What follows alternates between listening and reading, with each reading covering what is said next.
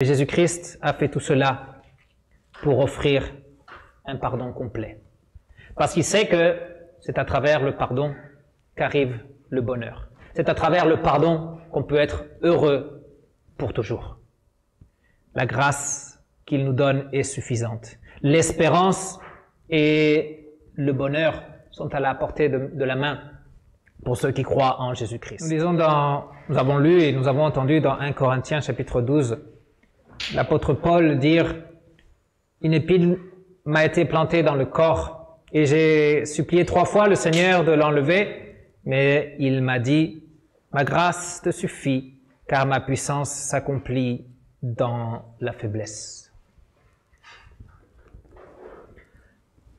Vous connaissez les contes de Grimm, non? Les frères Grimm.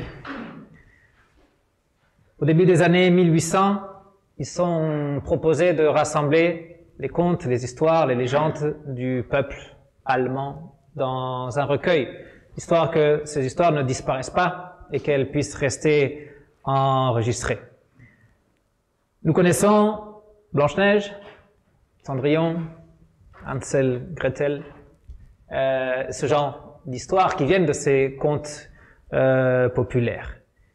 Quand on pense aux contes des frères Grimm, on pense à ces contes qui commencent en disant « Il était une fois » et qui finissent toujours par « Ils vécurent heureux pour toujours ». Cependant, si on lirait les contes originaux, ceux que les frères Grimm ont rassemblés, on verrait qu'ils ne finissaient pas toujours par « Ils vécurent heureux pour toujours ».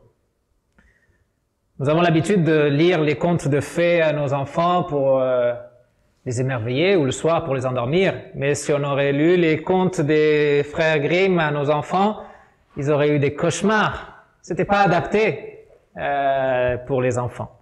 C'était pas des histoires douces ou tendres. C'était plutôt des histoires effrayantes.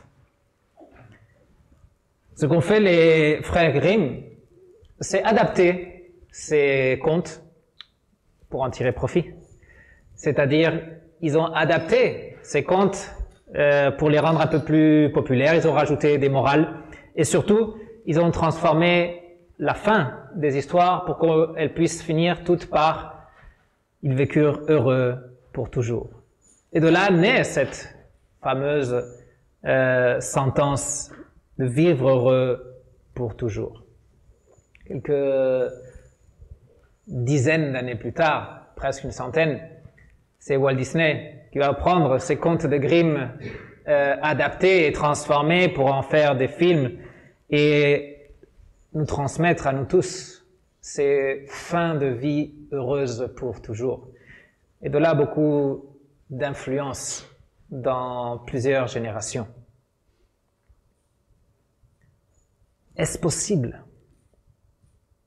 Est-ce possible de vivre heureux pour toujours?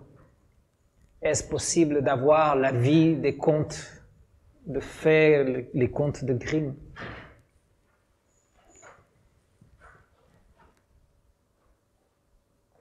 Un pasteur raconte qu'il y a plusieurs années, lors d'une étude biblique, quelqu'un lui a demandé si on se reconnaîtrait au paradis. Et comme il savait que cette personne avait des embrouilles avec d'autres personnes, et il y avait des gens qui ne voulaient pas croiser dans sa vie, même pas au paradis, il a été plutôt vague dans sa réponse. Non, il a dit, la Bible dit que nos corps seront transformés, nous serons glorifiés, nous ne serons pas exactement les mêmes. Non, il a été vague et il s'en est repenti. La Bible est précise. Non, nous avons une identité que Dieu nous a donnée. Et cette identité sera avec nous pour l'éternité. Et je serai François Lara pour l'éternité. Et vous me reconnaîtrez là-bas en tant que François Lara et tel que je suis. Il y avait une dame âgée de 80 ans à peu près le jour de cette étude biblique. Et c'était une de ces dames âgées que nous voudrions être nous tous quand on arrive à la vieillesse. Une femme qui a une belle famille, une femme courageuse, qui est aussi encourageante pour les autres, une femme souriante, une femme qui, on aurait pu dire d'elle, elle vit heureuse et pour toujours. Mais ce jour de l'étude biblique et de cette question, le pasteur a vu qu'elle avait les larmes aux yeux. Il est allé la voir, lui a dit « Qu'est-ce qui vous arrive ?» Et elle n'a pas voulu répondre. Mais quelques jours plus tard, elle s'est présentée au bureau de son pasteur et lui a raconté pourquoi elle avait les larmes aux yeux ce jour-là. Et la vérité, c'est qu'elle avait perdu un bébé il y a plus de 60 ans. Son bébé avait moins d'une semaine. Et elle se demandait toujours si elle allait le reconnaître au paradis et si lui, il allait la reconnaître, elle, comme sa mère. Et après cette réponse un peu vague du pasteur, elle n'était plus si heureuse, et moins pour toujours. Tout le monde aurait dit qu'elle était heureuse, mais en son intérieur, elle souffrait. Elle souffrait à cause de son passé, elle souffrait à cause de son présent, parce qu'à chaque fois qu'elle passait devant le cimetière, elle avait un pincement au cœur pour cet enfant qui avait décédé si tôt. Et vous êtes heureux? Vous pouvez dire que vous êtes heureux pour toujours? On pourrait entendre des phrases du genre je peux pas me plaindre, ça va plutôt bien, je me porte bien, autant que possible, ça pourrait aller mieux, ça pourrait aller pire, non? D'autres qui sont un peu plus malheureux disent eh bien chacun doit porter sa croix, non, et faire avec. Toutes les personnes ont des moments de tristesse et personne n'est 100% heureux. Tous, nous avons cet endroit secret où nous allons cacher nos douleurs et nos souffrances pour ne pas les montrer au monde. Et on décide de ne pas les montrer aux autres parce que on nous a enseigné qu'il faut être heureux pour toujours et qu'il ne faut pas être malheureux. Et qu'avoir des problèmes, ce n'est pas bien. Quelqu'un a dit, les seules personnes qui n'ont pas de problème sont celles qui sont dans les cimetières. Parce que tous les vivants ont des problèmes. Tous les vivants ont du mal avec leur bonheur. Comme je disais, on nous a fait croire que nous avons le droit à être heureux pour toujours. La plupart des gens pensent que c'est un objectif dans la vie, d'être heureux pour toujours. Et en même temps qu'il faut reconnaître que tout le monde a des problèmes, il faut aussi reconnaître qu'aucun de nous ne vivra la plénitude du bonheur en ce monde. On ne sera jamais heureux comme dans les contes de fées, des contes qui ont été inventés et qui ne sont pas réels. Et il y a une grande marge de manœuvre entre ce qui nous arrive aujourd'hui et ce bonheur suprême. Et dans cette marge, il y a beaucoup de bonheur. Il y a beaucoup de moments où on peut être heureux. Mais si on n'est pas heureux, à qui la faute?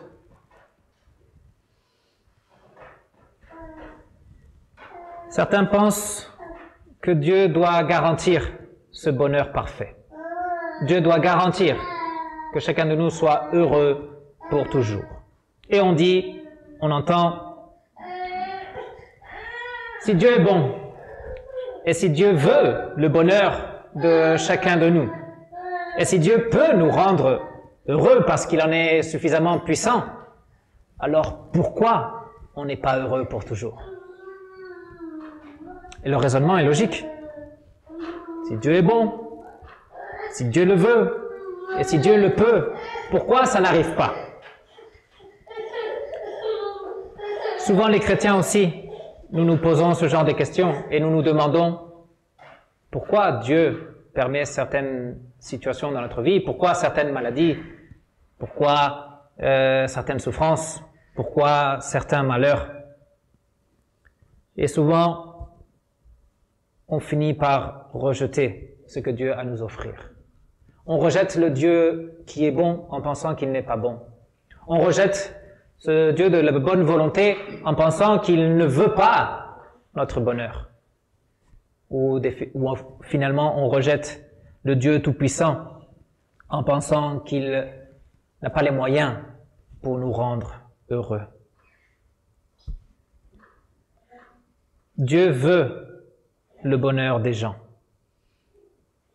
Et si on lit le récit de la création, on voit qu'au commencement, quand Dieu a créé toutes les choses, tout était bon, parfaitement bon. Et littéralement, Adam et Ève avaient la possibilité d'être heureux pour toujours. Pourquoi ils ne sont pas heureux pour toujours? Et pourquoi, à cause d'eux, nous ne pouvons pas être heureux pour toujours? À cause du péché, à cause de la désobéissance, à cause de la séparation de notre Dieu. Et le péché rend impossible le bonheur parfait.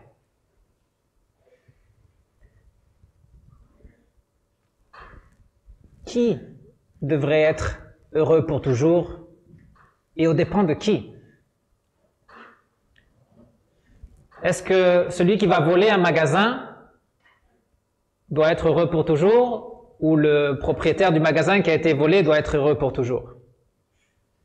Comment fait-on pour rendre les deux personnes heureuses pour toujours? Ce n'est pas que Dieu ne peut pas rendre les gens heureux, sinon que le péché, qui est une réalité pour l'être humain, est un obstacle pour le bonheur. Adam et Ève ont perdu cette possibilité du bonheur parfait. Et ils l'ont perdu dès le moment où ils ont dit « je vais faire les choses à ma façon ». Et nous continuons de répéter ce même concept souvent dans notre vie. Je vais faire les choses à ma façon. Et ma façon sera toujours mieux que la façon de Dieu. Et dans notre arrogance, nous pensons obtenir ce bonheur parfait. Et on ne se rend pas compte qu'on est en train de le rendre impossible. Pourquoi y a-t-il des guerres? Parce que les gens veulent faire à leur façon. Parce qu'ils veulent être heureux à leur façon.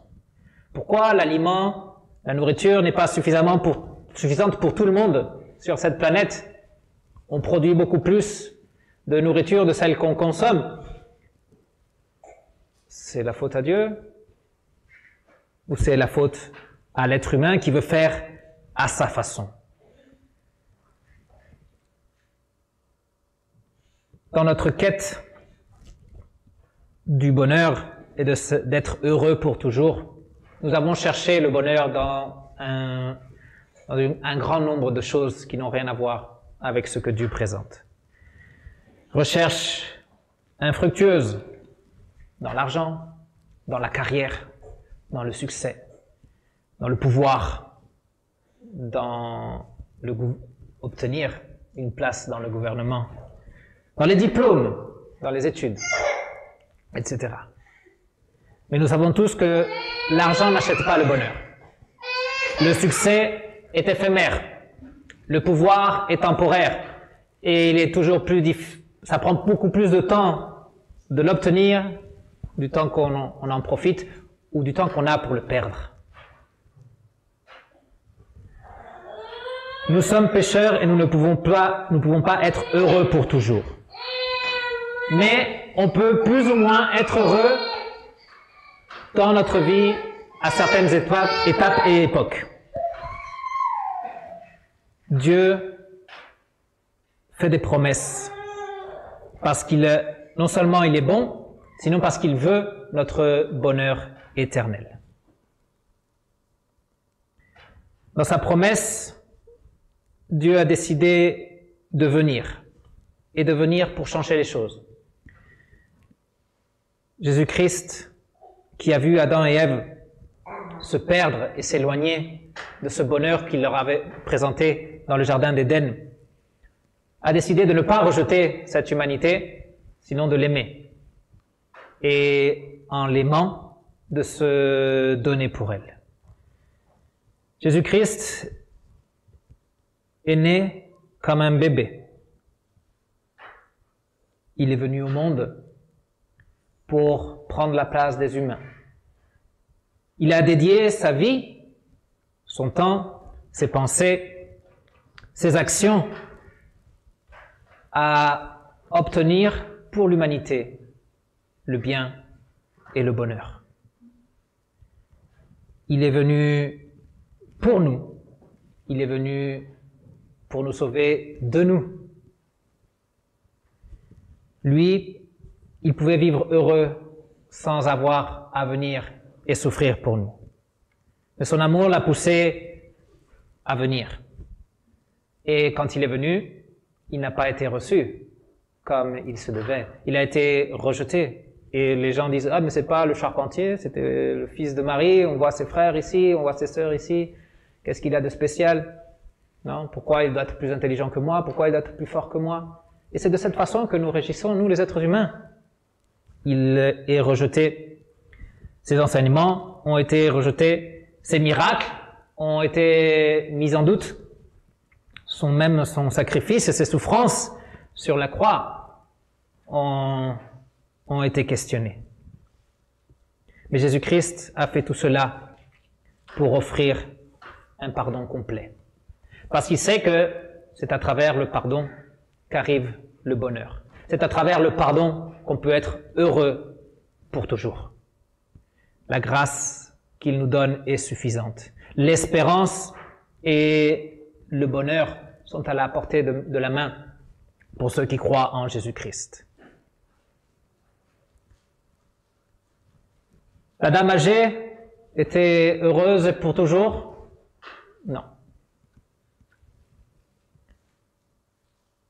Est-ce que je suis heureux pour toujours? Non. Et si vous n'êtes pas heureux aujourd'hui pour toujours, c'est pas grave, c'est normal. C'est ce qui doit se passer. Nous avons, nous les chrétiens, une espérance d'un bonheur parfait et éternel. Et celui-là est bien réel. On sera dans la gloire de notre Dieu, complètement dépouillé du péché, des malheurs, des souffrances. On sera là-bas parfaitement heureux. Mais ici, aujourd'hui, pas encore. Et ce n'est pas ce qui doit ne doit pas être notre priorité dans la vie. Ce n'est pas le bonheur qui doit être notre priorité. L'apôtre Paul, l'un des apôtres les plus importants, a dit lui-même que Dieu n'avait pas enlevé cette épine de sa chair. Cette épine le dérangeait. Il avait quelque chose, on ne sait pas ce que c'était, mais il avait quelque chose qui lui faisait mal dans son corps. Et il le voyait comme un outil, un instrument du Seigneur pour lui enseigner l'humilité. Et surtout lui enseigner que ce n'est pas son bonheur physique, ce n'est pas son bonheur en ce monde qui est important, c'est savoir que la grâce lui a été accordée. Cette grâce doit lui suffire, cette grâce doit nous suffire pour l'éternité, mais aussi pour notre quotidien. Vivre dans la grâce de notre Seigneur Jésus doit être plus que suffisant pour nous. Si nous espérons le bonheur chaque jour de notre vie aura passé et on ne se sera pas rendu compte. Mais si on vit de sa grâce chaque jour, on vivra pleinement chaque jour de notre vie. Pour être plus ou moins heureux en ce monde, pour avoir plus ou moins de bons moments en ce monde, Dieu nous invite à rester près de lui, à vivre en harmonie avec lui. Il nous a donné sa parole, il nous a donné les moyens de grâce. Il veut que cette croissance du bonheur puisse aller en grandissant, sans arriver à la perfection, mais que en Christ nous puissions être envahis de sa grâce, que nous puissions être envahis de sa paix, que nous puissions être envahis de sa joie, que nous puissions être envahis de conviction et d'assurance sur notre présent et sur notre avenir. Dieu est bon. Et il l'a démontré en Christ. Il l'a démontré sur la croix. Dieu veut et désire que nous puissions être heureux pour toujours. L'Évangile est le témoignage de ce désir de Dieu. Il a tout fait pour que nous puissions être heureux pour toujours. Et Dieu peut nous accorder ce qu'il a promis. Ne laissons pas passer l'opportunité de vivre cette grâce de notre Seigneur. Ne laissons pas passer l'opportunité de recevoir ce bonheur qu'il nous propose, de le recevoir avec foi, de le vivre plus ou moins ici-bas et de le vivre pleinement dans l'éternité. Que la paix de Dieu qui surpasse toute intelligence garde votre cœur, garde vos pensées en Jésus-Christ, celui qui nous a tant aimés, celui qui s'est donné complètement pour nous, celui qui a laissé son bonheur pour nous accorder à nous le bonheur éternel. Amen.